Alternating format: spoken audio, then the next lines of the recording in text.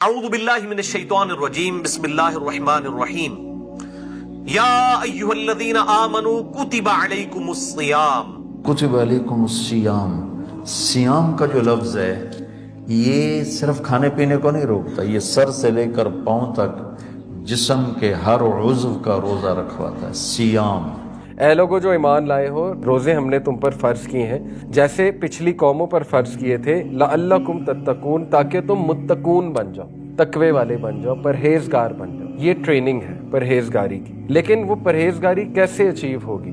آنکھیں غلط نہ دیکھیں، دماغ غلط نہ سوچے، زبان غلط نہ بولے، سینہ کھوٹ سے پاک ہو، دل نفرت سے پاک ہو، پیٹ لقمہ حرام سے پاک ہو، ہاتھ ظلم سے پاک ہو، پاؤں تکبر سے پاک ہو، شہوت زنا سے پاک ہو.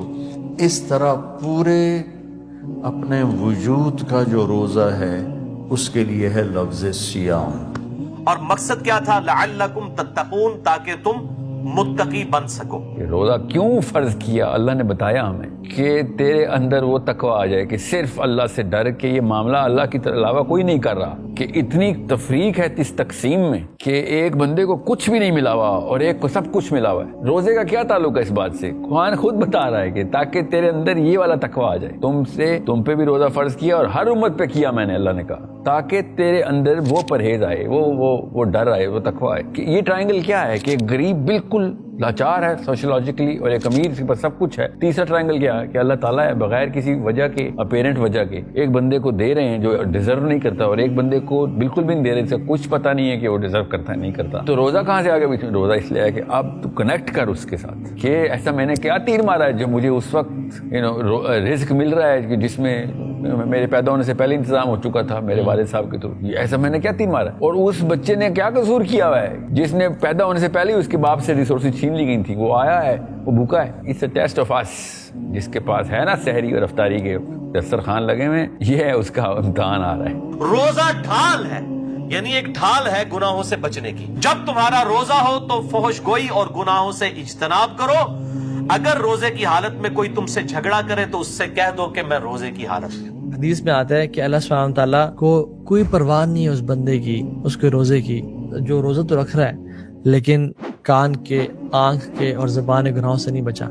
تو اللہ تعالیٰ کو اس کے بھوکا اور پیاسا رہنے کی کوئی پرواہ نہیں. لیس لہ الا الجوع، اس کے لیے کچھ بھی نہیں ہے سوائے بھوک کے. یعنی اس کے لیے جو ریوارڈ ہے وہ کیا ہے؟ بھوک. اس کو بھوک نصیب ہو گئی.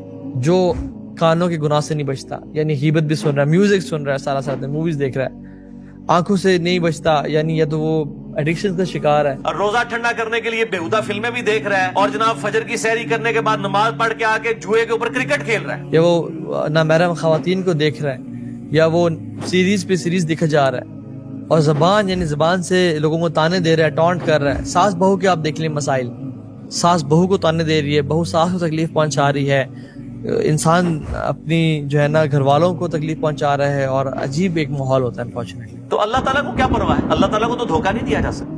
اس کے لیے کیا ہے؟ لیس لہ الا الجوع، اس کے لیے صرف بھوک ہے بس، اور کچھ نہیں ملتا اس کو رمضان کی وجہ سے.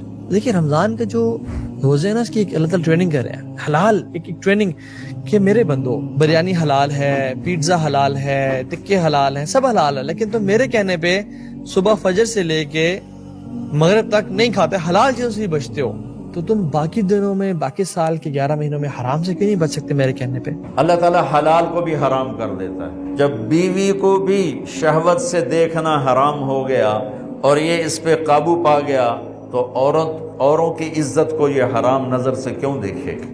یہ ایک ٹریننگ ہے میری آپ کی کہ یا رب گھر پہ کوئی نہیں ہے، بھوک شدید لگ رہی ہے اور ٹینک پڑا ہوا ہے، یا بڑا زبردست قسم کا ایک اسٹرابری شیک پڑا ہوا ہے، یا پانی ٹھنڈا پانی پڑا ہوا ہے، مجھے سخت پیاس لگ رہی ہے، میں پی سکتا ہوں کہ میں کیوں نہیں پیتا؟ لوگ تو نہیں دیکھ رہے کہ اللہ کا حکم نہیں ہے، اللہ تعالیٰ نے کہا ہے، اللہ کو میں نے راز نہیں کرنا. جب یہ حلال کھانا چھوڑ گیا تو یہ جھوٹ کیوں بولے گا؟ یہ گالی کیوں دے گا؟ یہ غیبت کیوں کرے گا؟ جب یہ آنکھ میں دوائی نہیں ڈالتا ہے کہ وہ حلق میں جاتی، وہاں سے وہ پیٹ میں چلی جاتی ہے، روزہ ٹوٹ جاتا ہے، تو یہ ان آنکھوں سے غلط کیوں دیکھے گا؟ تو جب ہم حلال چھوڑ رہے ہیں، جو کہ ہم مغرب کے بعد کھانا شروع کر دیتے ہیں اللہ کے حکم کی وجہ سے، تو ہم حرام کیوں نہیں چھوڑ سکتے اللہ کے حکم کی وجہ سے؟ یہ ایک ٹریننگ ہے پروسیس. جس نے یہ سمجھ لیا نا، اس کو رمضان کا مقصد پا لیا، جس تقویٰ یہ ٹریننگ ہے پرہیزگاری کی. اس کے حوالے سے رسول اللہ صلی اللہ علیہ وسلم 6 ماہ پہلے سے ٹریننگ شروع کر دیتے تھے. تو بات اصل میں یہ کہ جو بندہ اللہ کے لیے حلال چھوڑنے کے لیے تیار ہے اس کو اس مائنڈ سیٹ کے ساتھ رمضان سے نکلنا چاہیے کہ اب میں حرام بھی چھوڑوں. لیکن ہوتا کیا ہے انفارچونیٹلی کہ نیت یہ بنائی ہوتی ہے کہ رمضان جیسے ہی ختم ہوگا اس وقت اسی دن میوزک بھی چل جائے گا. رمضان میں میوزک سے بھی اوے، رمضان میں پارٹی سے بھی دور، رمضان میں ہر خرافات سے دور. جیسے ہی وہ چاند رات آئی تو سب کچھ واپس آ گیا. وہ پھر مذاق بھی ہونا کہ شیاطین اب چھوٹ گئے تو چلو پارٹی ہو جائے. تو اس کا مطلب کہ ساری کی ساری محنت ہم نے جو ہے وہ ضائع کر دی اور اس منتھ سے ہم نے کوئی بھی فائدہ نہیں اچیو کیا. اللہ معاف کرے.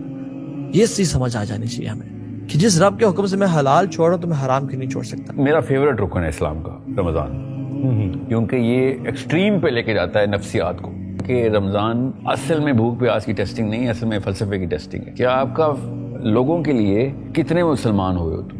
مطلب اسلام نے تمہارے تھرو لوگوں کی کیا خدمت کروائی؟ سب سے پہلے تو سوچ بدلنی ہوتی ہے. بالکل.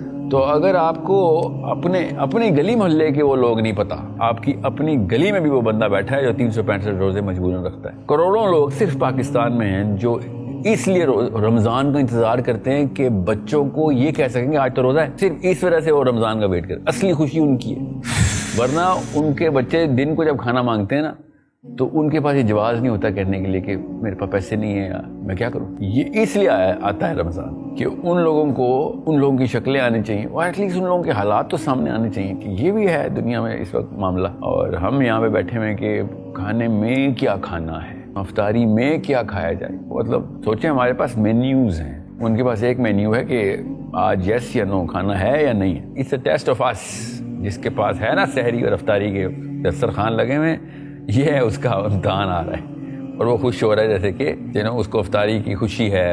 افطاری کی خوشی دیکھیں کیسے ہمیں اصل میں منانی چاہیے نا افطاری کی خوشی، کہ ہمیں پتہ چلے کہ آپ پتہ چلا ہے کہ اتنی بڑی چیز تھی یہ جو ہمیں بغیر کسی مطلب وی ڈidn't deserve it and we got it for free. مطلب seriously we just got it for free because اماں ابا کو رزق لگا ہوا تھا. میں پیدا ہو گیا ان کے گھروں میں. یہ ہے اب you need to earn it now. یہ ہے رمضان کا درس کہ چل بیٹا ارن دس. ایک نوالا پوری طریقے سے ڈیزرو کر. اب کیسے ادھر تک پہنچ اپنے ایٹ لیسٹ دل کو اور سوچ کو تو پہنچا کہ جس کے پاس نہیں ہے، تاکہ تیرا کنیکشن بن سکے اس کے ساتھ. I hope